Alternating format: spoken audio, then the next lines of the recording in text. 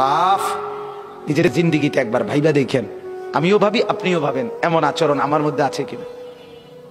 3 দিন ধরে যে বাড়িতে মেয়ের বিয়েতে ছেলের বিয়েতে যে ডেকসেট বাজাইলেন, কারে খুশি করার জন্য? হ্যাঁ, 1 লক্ষ টাকার গেট, এরপরে গায়ে হলুদের এই নগ্ন অনুষ্ঠান কার জন্য করলেন? বেড়া বেড়ি সব যুবক যুবতী সব একই মাইক্রো প্রাইভেট কারের ভিতরে যাতাযাতি করে বহাইয়া একখান থেকে একখানে নিলেন, কার জন্য? পুরা প্যান্ডেলের ভিতরে একসাথে বেড়া বেড়ি একত্রে খায়, নাচে, গায়, ফুর্তি করে, কার জন্য? শুধু সমাজ, সোসাইটি, পরিবেশ, সোসাইটি মেনটেন করছেন, সমাজ মেনটেন করছেন। ছেলেরা চাইছে, মেয়েরা চাইছে, বাচ্চারা চাইছে, এতে হেতে চাইছে, তো মালিক তিনি কি চাইছিল? ওনার কথা মনে হয় নাই? রাসূল সাল্লাল্লাহু আলাইহি সাল্লাম তার কথা মনে হয় নাই?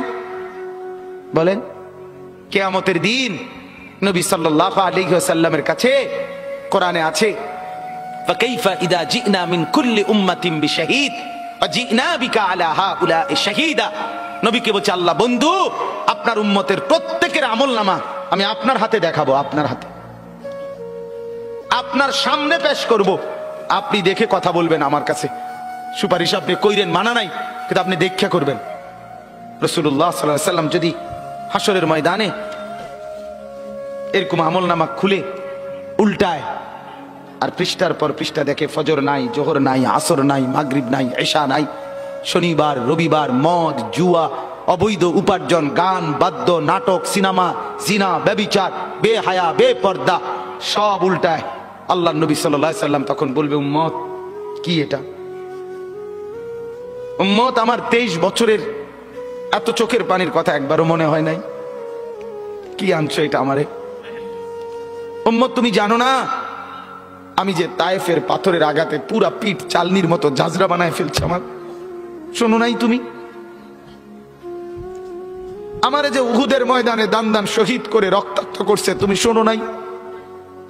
আমি যে 14 দিন পেটে ক্ষুধার তাড়নায় পাথর বাঁধছিলাম, উম্মত তোমার মনে নাই?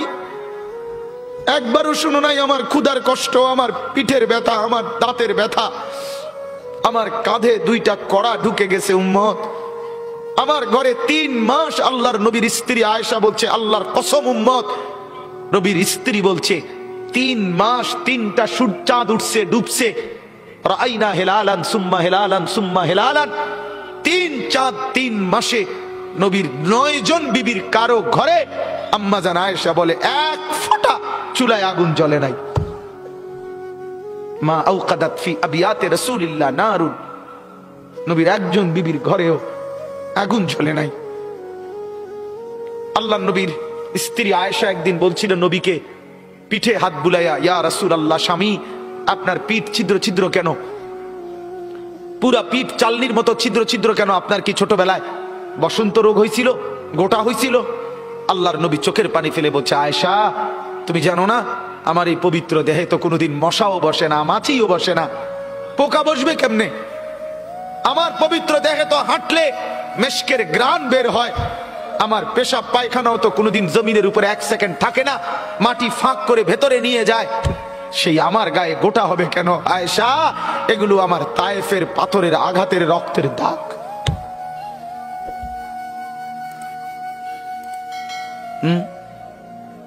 হলো না বাপ? কিছুই মনে হইল না? এভাবে ভুলে গেলেন? ভুলে গেলেন রাসূলুল্লাহ সাল্লাল্লাহু আলাইহি সাল্লামকে একবারও মনে হলো না? আল্লাহকে ভালোবাসেন, নবীকে ভালোবাসেন, আখিরাত চিনেন? এই বাপ, আমি আপনাদের সন্তান, আমার বাবা আপনাদের মহল্লায় 43 বছর এই বড় মসজিদের ইমাম ছিলেন, 1 দিন 2 দিন না। আমি এই মাটিতে বড় হওয়া ছেলে, এই প্রাইমারি স্কুলের ছেলে, এখানেই বড় হয়েছি।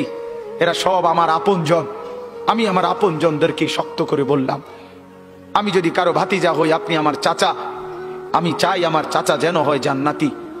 আমি যদি কারো নাতি হই আপনি আমার দাদা, আমি চাই আমার দাদা যেন হয় জান্নাতি। আমি যদি কারো ভাই হই বন্ধু, তো আমি চাই ভাই 2 ভাই মিলে একসাথে হই জান্নাতি। আল্লাহ তোমাকেও তৌফিক দেন, আমাকেও তৌফিক দেন। দোয়া করি বাপ, দোয়াও চাই, জিন্দগি বদলান, যুবক জিন্দিগি বদলাও, দিবা নিশির ফিকির আমার, জিন্দিগি চেঞ্জ করেন, জীবন চেঞ্জ করেন, ফজরের নামাজে অভ্যস্ত হন। আল্লাহর কসম বন্ধু, ফজরের নামাজ যে পড়বে না সে ইমাম মাহাদিকে খুঁজে পাবে না, সে দাজ্জালের অন্তর্ভুক্ত হবে। এটা হাদিস। মাহাদি পাবে না, দাজ্জালের অন্তর্ভুক্ত হবে। এই সমস্ত মাথার সেলুন কাটিং চুল যেগুলো উঁচা, সামনে বড় বড় চুল, এদিকে চুল নাই এদিকে চুল নাই, সব দাজ্জালের চুল। বিশ্বাস করো, একেবারে পরিষ্কার হাদিস, মুসলিম শরীফের হাদিস। আল্লাহর নবী বলছে দাজ্জাল হবে শাবুন কাতাতুন, দাজ্জাল হবে যুবক, আর দাজ্জালের চুল হবে এলোমেলো। এই জন্য দুশ্মন এটাকে জনপ্রিয় করে দিছে। এদিকে নাই এদিকে নাই ওইদিকে নাই, এখান দিয়ে নাই এখান দিয়ে ফেলাই দিছো, ওইখান দিয়ে উঁচা করে রাখছো, সামনে দিয়ে ঝাঁকড়া বানায় রাখছো। কি করছো বাপ? কোনোদিন জিজ্ঞাসা করলা না এটা কার থেকে নিলা? কি এটা কি মডেল নিলা? সেলুন থেকে বুঝি মানুষে মডেল নেয়, নাফিদ বুঝি ডিজাইনার হয়। হ্যাঁ, এটা বুঝি একটা রুচি হইলো। হ্যাঁ, কি পড়লা বন্ধু? এত বাংলা, এত অঙ্ক, এত ইংরেজি বই, এত পদার্থ, এত অপদার্থ, এত জীববিজ্ঞান, এত জড় বিজ্ঞান, এত কিছু কই গেলইনি। এরপরে সব থুইয়া নাফিতের থেকে গিয়া ডিজাইন আনলা। কথা বলেন না কেন? নাফিত থেকে কেন ডিজাইন আনলেন? নাফিত কেন সাজাই দিবে মুসলমানকে? মুসলমানকে সাজাবে তো রাসূলুল্লাহ সাল্লাল্লাহু আলাইহি ওয়াসাল্লাম। এক সাহাবী বলছেন নবী কেমন ছিল জানো? যার সারা অঙ্গ একসাথে দেখলে সবচেয়ে সুন্দর, প্রতি অঙ্গ আলাদা আলাদা দেখলেও সবচেয়ে সুন্দর। আরেকজনকে বলছে আপনি বলেন তো, আরেক সাহাবী বলছে আমি বলি, যে নবী ছিলেন এমন যাকে একবার দেখলে আবার দেখতে মন চায়, দ্বিতীয়বার দেখলে প্রথমবারের চাইতে আরো সুন্দর মনে হয়, যত তারে দেখি তত সুন্দরই লাগে। তিনি ছিলেন এমন। আল্লাহ তাআলা মেরাজে, এই যে এই মাস, 7 আসমানের উপরে আরশে আজিমে আল্লাহ তাআলা নবীকে নিয়ে গেলেন। যখন আরশের উপরে আল্লাহ তাআলা রাসূল সাল্লাল্লাহু আলাইহি সাল্লামকে দাঁড় করাইলেন, এইবার আল্লাহ বললেন বন্ধু কোনানে আনছি জানেন? আপনি জানেন কোথায় আনছি আপনারে?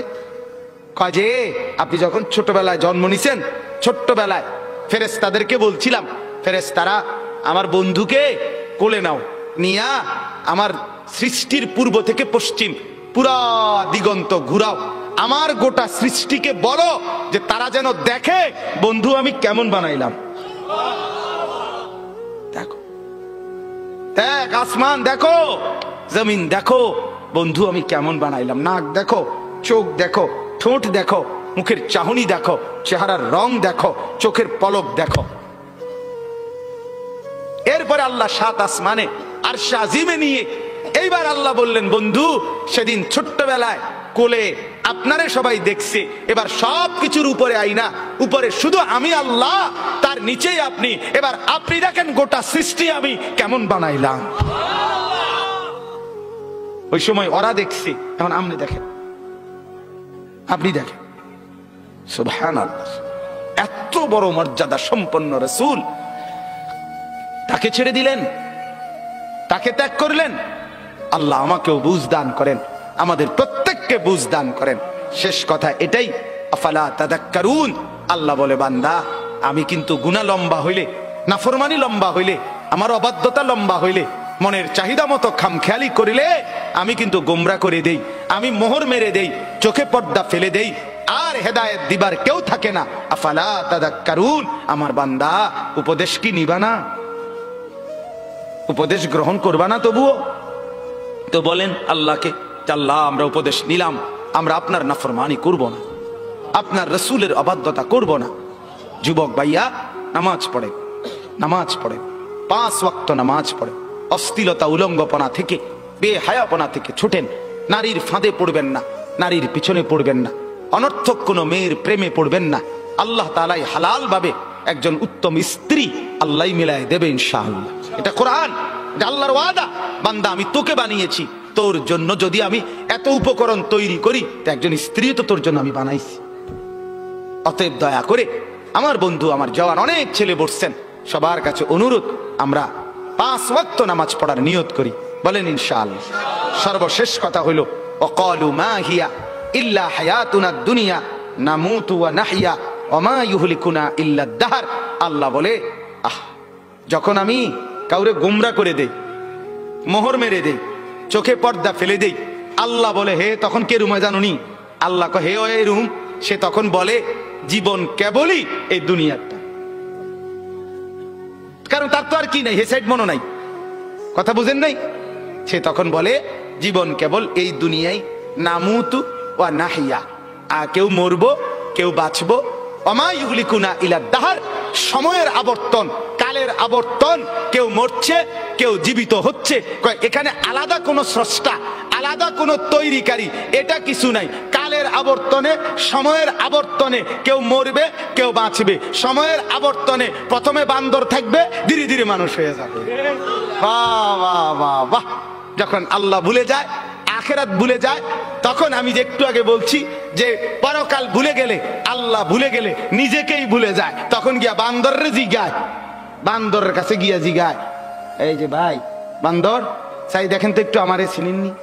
বান্দরে হ চিনছি তো, আপনি তো আমার লগে আসিলেন, আমরার লগে, আপনি হেনে গেলেন কা? এটাই তো আমি জিগাইতে আসছি, আমি তো আসিলাম আপনার লগে, আমি হেনে গেলাম কা? নাউযুবিল্লাহ, নাউযুবিল্লাহ। অতএব কোরআন থেকে বঞ্চিত হলে আখিরাত মিলে না, পরকাল মিলে না, আল্লাহকে আর খুঁজে পাওয়া যায় না, নিজের অস্তিত্ব ভুলে যায়। আল্লাহ বলেন ওয়ামা লাহুম বিযালিকা মিন ইলম ইনহুম ইল্লা ইয়াযুন্নুন।